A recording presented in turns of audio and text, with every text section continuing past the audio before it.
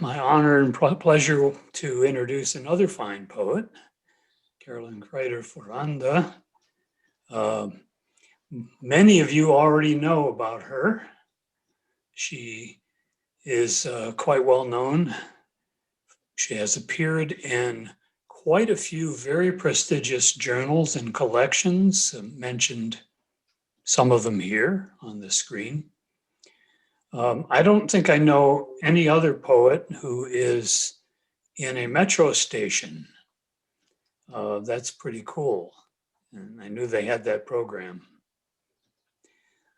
Currently conducts art-inspired inspired poetry workshops at the Museum of Fine Arts, and works as an abstract colorist painter. I know a lot of painters who are also poets. She's exhibited her artworks widely. So I encourage you to take a look at her books, her poetry, and her art. So with that, I will turn it over to Carolyn. Okay, thank you so much, David. I'm working on sharing the screen. Here we go. Can everyone see the screen?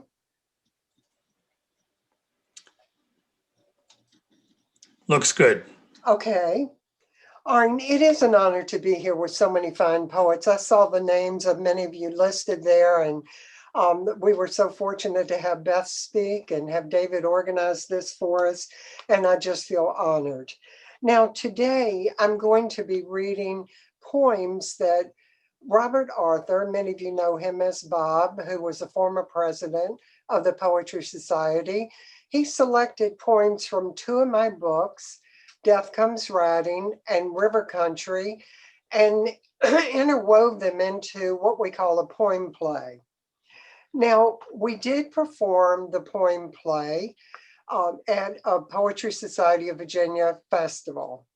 And you can see Bob and I are the second and third people here from the left.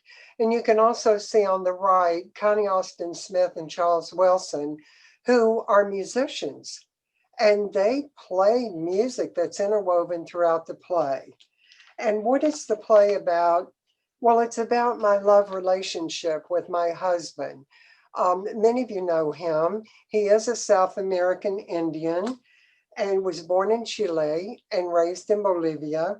And believe it or not, when we met, I didn't speak Spanish and he didn't speak English, and we fell in love anyway.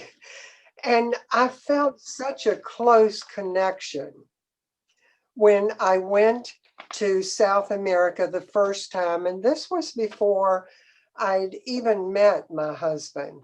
And here you can see Peru. I went to Machu Picchu, I went to the Sacred Valley, and I just fell in love with it so much that I've been back quite a few times since. Now, here's a poem that's called The Sacred Valley, and you can see my love of this area. I have learned how to breathe in this valley. Here the glimpse of a condor leads me into flight. I am told if I pray, a deity will carry me to the Andes heights. Today, it is enough to stand beneath peaks. Clouds waver like snowcaps ready to melt, and once melted rush into valleys to nourish soil for campesinos who bow down to the Cordillera for sending headwaters and rain. Grain strapped to their backs, llamas stop on riverbanks to drink.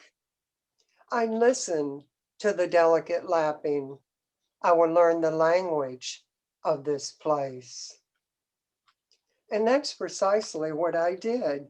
Now, in the poems that are from my book, Death Comes Riding, I deal with difficult times during my life. You know, I think about what we're going through today, and I'm telling you, we can make it. What happened to me, I was born around the time that my parents were both educators. And I have to tell you, we didn't have a lot of money. So I ended up being the Christmas present for my brother and sister. And I've heard about it ever since from them. But anyhow, this poem picks up a little bit on that and also on my early years near the park. She does not know me, the woman in the thin cloak sitting alone on a park bench. It is winter. Snow barely covers the stones where I stand before a marble fountain. I cup my hands and whisper, if this woman were my mother, she would kneel beside the stones, her dark eyes my own, her voice passing gently through the years. It would be Christmas again, a light snow falling, mother taking me home, I have just been born. My brother and sister return from the woods. Our father has selected a pine, its branches full, needles still moist. Beside the fire, no one mentions there are no presents to open. Father leans over and kisses me. Mother takes my hand. Now near the park, the woman too old to manage otherwise wraps her hands around a cane, rises slowly, then disappears. She has not heard me whisper or remembered the voice from long ago. She has not seen the star overhead, spilling silence over the years. Now, something else occurred when I was young. My mother had grand mal epileptic seizures. And believe it or not, she went out and taught every single day up until 2 weeks before she passed. And I just saw her, she was extremely brilliant, and I couldn't believe how well she dealt with life's difficult times. Just like, as I was saying a second ago, we need to do that. Now, in the poem play, you can see how the husband supports the wife and the wife supports the husband. And this particular poem is called Lifeline. The years bear down, and again I see you on the floor dying, your body shaking gracefully. A friend breathes air into your sea of lung fluid, as if life could turn lavender and bring you back. Why wasn't I there more often to change your destiny? I would have taken your hands into mine, wiped away islands of illness from your palms.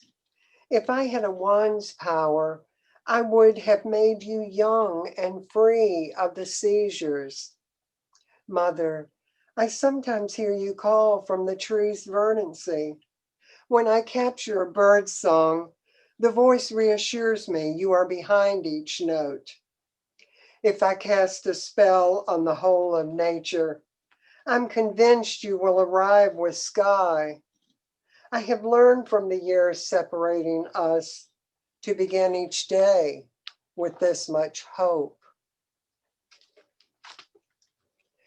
Now, we were talking about cats during the last session, and the cats have been very healing for me. Believe it or not, I had 20 of them when I was young. But something else happened to me that I had to deal with. When I was 16 years old, I had a near-death experience, and I actually rose out of my body, or at least that's what it seemed that I did. And just by chance, and listen, I ask you if this would happen today, our family doctor dropped by the house and got me to the hospital in time. They said I would have been gone in 5 minutes. This poem is called The Healing. In sleep, I saw the muddy water covering my feet and rising. A sign of illness, my mother warned, and in dream after dream, the turbulent waters deepened. When I fell ill that sultry summer 50 years back, the marigolds lost their scent and withered. Near death came, and I rose into a cream-colored sky, hovered over the bed, the room airless. The miracle came in an old-fashioned courtesy call from the family doctor, life being simple and honest. Always, my luck has startled me. This morning, for example, the cat, sensing sadness, jumps into my lap and needs his paws, so I will praise him. A little gift, my mother said, whenever the habitual turn wondrous. I pat the cat's sleek fur, the purring so close to what I am feeling, his lick cleansing my forearm, and in the distance, the doctor's careful hold as he lifts me from the bed. And I have to tell you that ever since that happened, every day has been a gift, and it's made me incredibly positive. Something else that has made me positive has been my love of nature. And I could tell Beth feels the same way just from listening to her beautiful poems. Now, the poem that I want to share with you centers around the osprey. You may recall the importance of Rachel Carson's book, Silent Spring. She made people aware of DDT and the toxic runoff into the waterways, especially where I live near the Chesapeake Bay. And what happened was we became more environmentally aware. And as a result, we have ospreys today, we have eagles, we almost lost both. And this poem is called Nest Building. The osprey soars through a cerulean sky scumbled with oyster pinks and whites. Industrious, he scavenges insect carcasses, sticks, seaweed, swells of twine, drops them between the branches of a dead pine. Melon light slides over his widespread wings, over talons luring twigs into the lopsided nest. Shifting his weight, he shelters a jumble of crosshatched twigs, while house sparrows flit in and out of leafy nooks. Back and forth they zip, the hawk oblivious to the goings-on in the basement, to the halo of bugs, ticks, mites, larvae, drawn to fish guts left over from a noonday meal. Back at shore, he shakes off tawny flecks of matter before gathering corn stalks to plump up his bulky home. 4 feet deep this week, deeper next, he boasts to himself, content to live by the river's edge where trout are plentiful. Puttering pack rat, he'll forage again tomorrow. His random collections tug at the soul, call him back to this thriving creation aflutter with wiggles and squeals. Lit up like spooned honey, he zeroes in to land.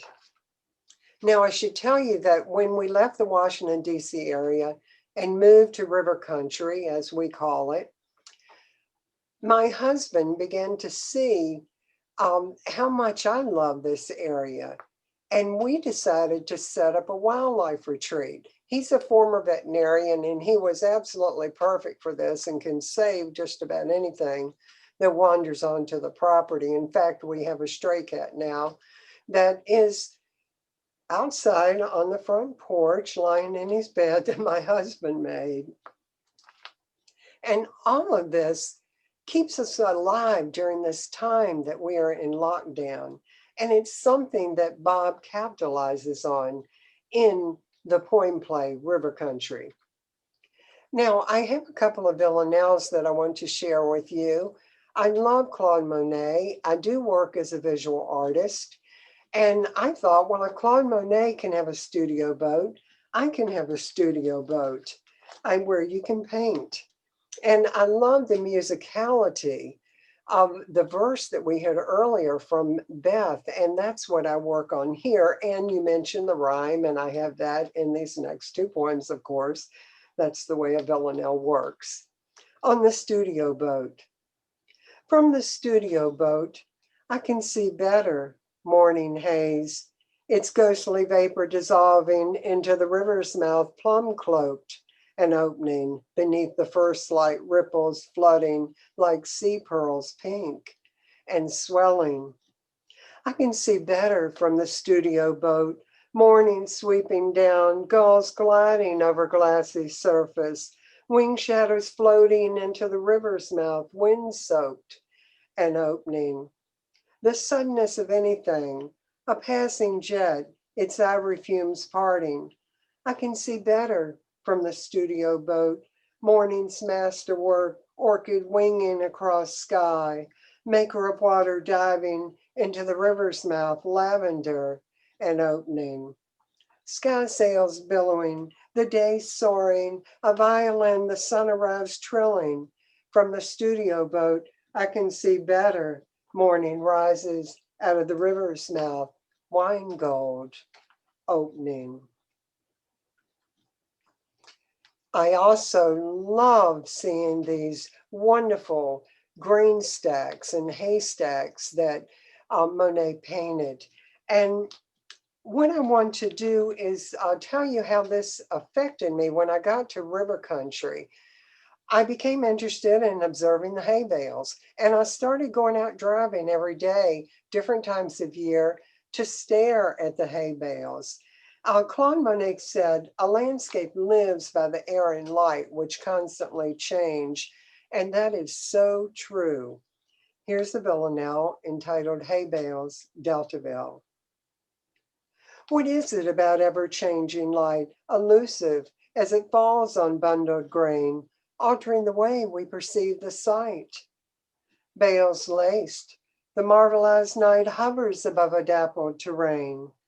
What is it about the changing light in moistened fields, the upright stack shimmering in feathery rain, changing our perception, our sight? Farmers baling hay in late afternoon light, witness how fleeting shadows sustain a sunset's fire changing into night. How a profusion of pink ignites two misted stacks, the sheen like porcelain changing again, the ephemeral sight. Evening's ponceau settles over bright straw stalks, their burnt orange hearts laid bare by a burst of ever-changing light shifting. Perceive it in clear sight? Looking is so important to me, and that's why I love using images in PowerPoints, because I'm constantly staring. I was a visual learner. Some people are auditory learners, but I always enjoy looking and seeing. And speaking of that, I want to share with you a poem that's about the Dragon Run. The Dragon Run is a unique ecosystem which ranks second in significance among 232 areas investigated in a Smithsonian Institution study. And when I was researching for the book River Country, I had to go out and get on the Dragon Run and go in my kayak. Of course, I went with a group, and believe it or not, when I was researching for another project that I did, I went out on the Dragon Run at night. That was an experience and a half. This poem is called Dragon Run.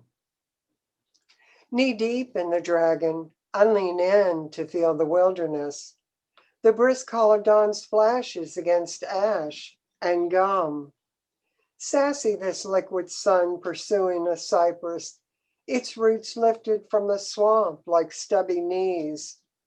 Stooping with a bowl in my hands, I draw from the depths muddied snails, clams, unleashed snaking palustring waters, and squirming as I fish. Careful not to tear pickerel weeds or cattails, I let pliant grasses braid the pristine path, nibble my man-made boots, gurgling through the sibilant stream, swishing like a reptile. The windless air sliced, I search loblollies, spy a bald eagle lifting off. Chiseled bones float by, opiate the thrall, I teeter, fall. Against my jaw, a damselflies flutter. Like a stunned doe I flail. The taste of sediment numbs my senses. I breathe in these wetlands like a wild iris. Now, I had a wonderful experience when I was in Washington, D.C. I was invited to join a tour of Christenberry's exhibit, which was at the Smithsonian Art Museum. Believe it or not, the tour was led by William Christenberry, and I got to know him and know a little bit about his paintings and about his photographs. I also used to give workshops at the Phillips Collection, and they invited me to write a poem inspired by this building. And this inspired me to get in the car again, and I would go down these roads and just look at all of these buildings that go back hundreds of years. The poem is called Red Building and Forest. Down a dirt road in a tangle of pines, the windowless building rises, awash in scarlet. Humidity stains the brick facade, tacked over walls, blemished by rain's habitual lashing. Along the forest floor, vines feed on stems and trunks. They climb the laddered stairs as if to peel away the years, as if to fling open the door. Newcomers long to know what enchantment this sanctuary held. Who lived or worked here if lanterns once cast a soft glow onto crops stacked to the ceiling? If a farmer's dream vanished in the ossuary of night, while fireflies braided gold in the steamy glade. Sometimes it is enough to stand alone in a secluded clearing, to share with no one the comforting calls of quails and doves lifting from the eaves of a shelter, until the loblollies fall in a whip of wind, until kudzu strangles the dirt path and the V-shaped roof. This hidden place will be the land's fabled lore, vigorous like earth's blood-rich soil. Now, other poems that were interwoven into the poem play, well, here's one, Winter Still Life, where I imagine that I am a snowstorm, just like George O'Keeffe did, and I took this photograph close to our house. We are on a wooded lot. And also, I wanted to read one poem from the book that is very historical. Some of you may have heard of Stingray Point. This was named by Captain John Smith in 1608. Believe it or not, he was stung by a stingray right down there on the point, and he had a doctor with him who saved his life. There's so much history here that I want to share this poem with you.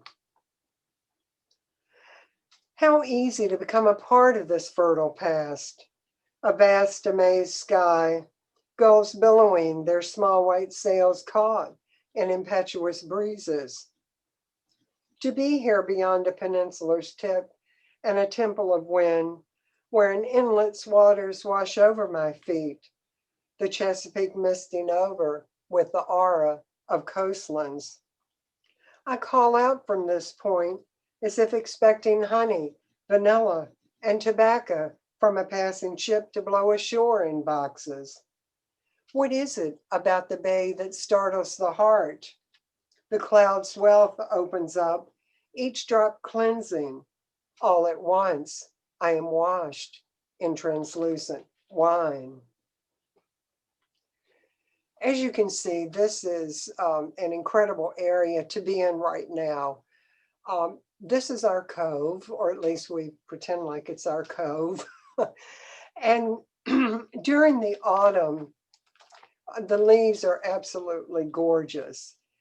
And I'm reading a poem that reveals how I focused on nature to endure the hard times of the pandemic. Today, I raise the blinds. Today, I raise the blinds on October's gold and red tumblers, a balmy breeze clothing the brambles, spiders upside down weaving azure light. I open the blinds to see the little things, sun's long legs interlaced with soothing bird song a woodland path adorned with willowy filaments, tidal water moving in and out like a tango. What would I do if this house were windowless? What would I do without flame-soaked branches of oaks waving as wind quickens? All that color covers the cove, a melody of scarlet and amber whispering like a serenade of wind chimes. What would I do without web strands guiding me to the creek, luring me to bathe in ripples among tumbling leaves? The first time I saw this piece of land bordered by an inlet, I heard the stir and hum of waves, giving praise for small creeks hidden from a city's thrum and rustle. Today I raise the blinds and give praise for the fluttering coos of mourning doves, sunbathing far from a city's wails and cries, far from the darkness of a disheveled nation. And I'm going to conclude with a poem about a ghost. Now, supposedly a ghost did live in this house. This is a home that's in Deltaville on Lover's Lane. And some of you may have heard of L.B. Taylor. He researched ghosts and wrote a book that was called The Ghost of Virginia. In the 1800s, a fisherman died of a fever in the bedroom of his 19th century Deltaville home. Now, this is a simultaneous poem, and I'm just going to read one voice and conclude with this poem so that you can hear about this ghost. What thins the veil between ours? Air bandaged like a shiver pulls blinds up, slams the aluminum slats onto sills. Elusive, it calls, crouches low, turns doorknobs until pliant, they click shut. Growling, it flicks the radio off, air quirky and brazen, scratches on walls, slips down odd-angled passageways lined with photographs. It trills the Victorian mansion with steely resolve, thwacks headboards, wails like a squall, awakens the tenant, icy thrust of cold. Scuffling, it rushes by elusive as footfalls. Blanched, it slinks from this residence on Lover's Lane, lets loose its fever, no more wincing of air. And that will help you with your Halloween Eve.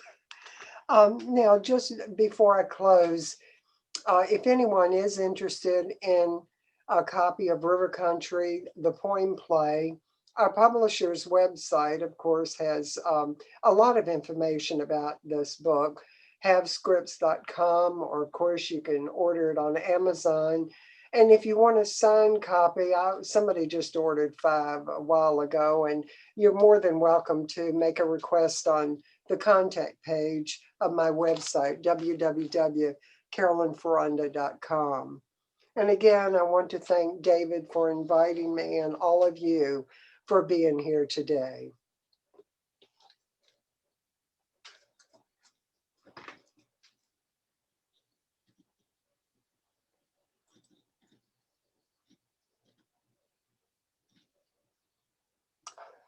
Thank you. Thank you, Carolyn. Deeply appreciate your being here and virtually here, at least, and sharing your wonderful poems and the backstories. Does anybody have a question for Carolyn right now? Either verbally or through the chat. If you do, Yeah, just unmute your mic. Elaine, did you have a question? Can you unmute your mic? I did. Oh, okay. And I listened to her another time with the writers in Fredericksburg, and I read something, and her husband hugged me. Oh, that's wonderful. He loves you too. Oh, I can't wait to tell him that. But now I'm 90. I was 80 something then. And I have to tell you, you do not look 90 years old. You are gorgeous. Oh, God, don't believe everything you see. No, you look great. She was wonderful. She is. And I've enjoyed this tremendously, all of it. Oh, thank you. And for Beth too. Any other question somebody has? And thank you, Kathy. I did see your note.